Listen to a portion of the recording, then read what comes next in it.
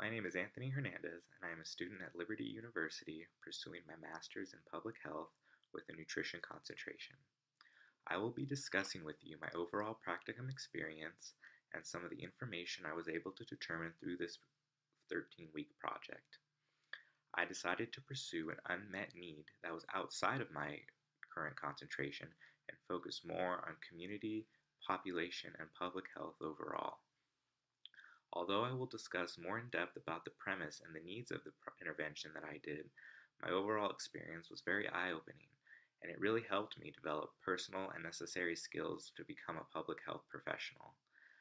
Throughout this practicum, I focused on interpersonal communication skills, education skills, learning how to effectively communicate, and effectively persuade patients to take charge of their health care.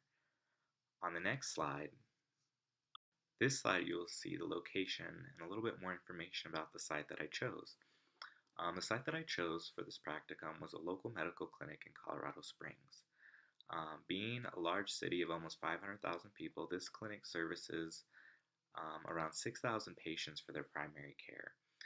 It is also the largest privately owned clinic in Colorado Springs, and it does a multitude of care from pediatrics, young adults, teenagers, older adults, all the way to end of life care.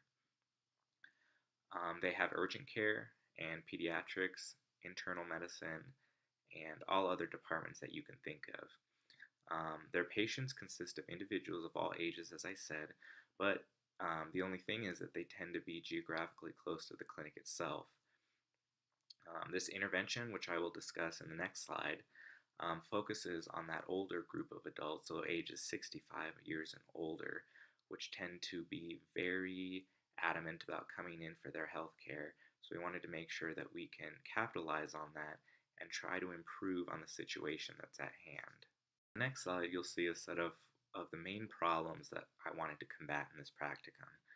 The biggest one being is that there's a very low turnout for the use of preventative services in Colorado overall, but even more specifically at this clinic itself.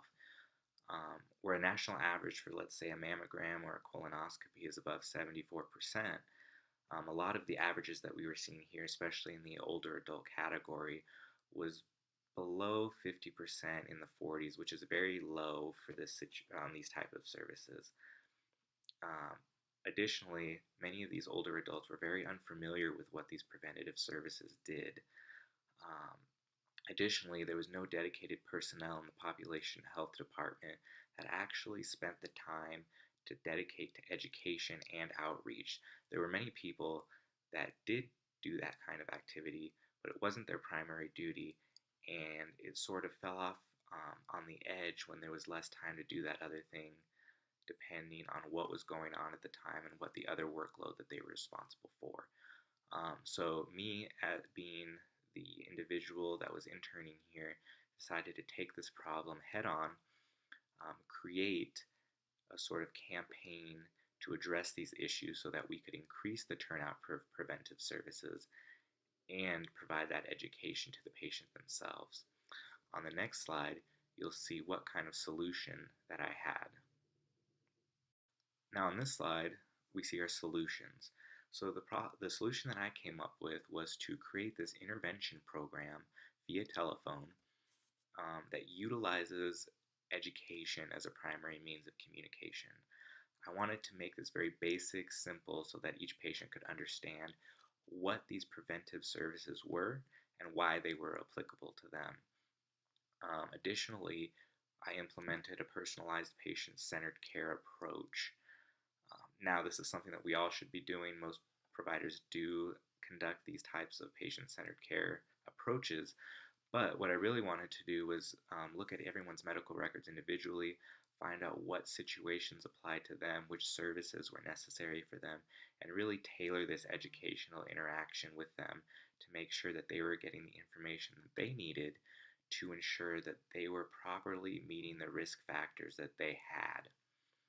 Like I said, these were one-on-one phone calls providing this education and outreach experience. Some lasted 5 minutes, some lasted more than half an hour, depending on what kind of questions the patient had.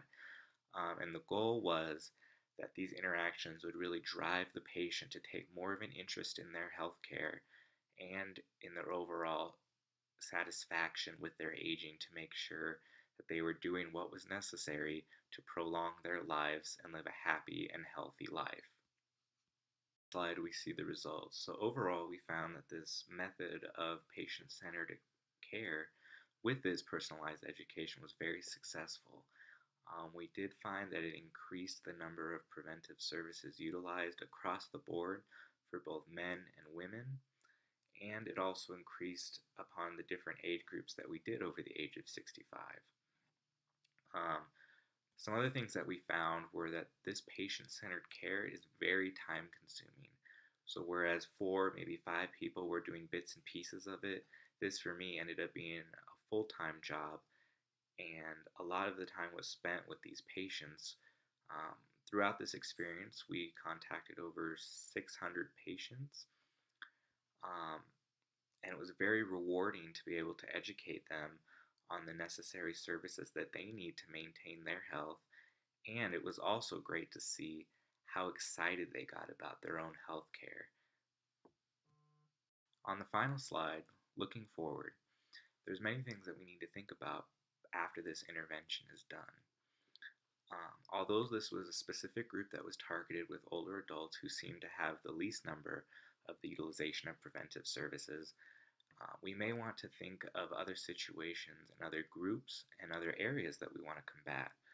Should we wait till older age to start educating individuals on these types of services, or should we target younger groups so we can start to get them in that mindset of how to live a healthy and active lifestyle? Additionally, the number of personnel really dedicated to make this experience something worthwhile for patients is going to be significant. Me being by myself, volunteering part-time to do these types of interactions, it was very difficult to be able to get through all of these older adults. If we wanted to do all adults, let's say, we would probably need a large number of individuals that are responsible for this, sort of care coordinators, to make sure each individual is taken care of, they're reminded of their services, why they need such services, and so on and so forth. Additionally, one thing that was not touched on in this experience was access to care issues. There are individuals who are members of this primary care facility that were unable to come in for such services due to lack of transportation, inability to leave their own homes, and so on and so forth. These types of issues need to be explored because all patients of all backgrounds and socioeconomic statuses need to be able to have that care, and we can educate them all day long, and they can have that need and that desire to be able to want to do better and utilize these preventive services. But at the end of the day, if they cannot do it due to access of care issues, then that really becomes a problem. And finally, overall, this experience again was very rewarding for me to be able to talk one-on-one with the patients themselves and actually make a difference, build my toolkit for being a public health professional, increasing my ability to be able to talk to these patients, understand their issues, educate them on everything that I've learned as a public health professional was truly rewarding, and this was a really great experience for me. And that's all I have, so thank you very much.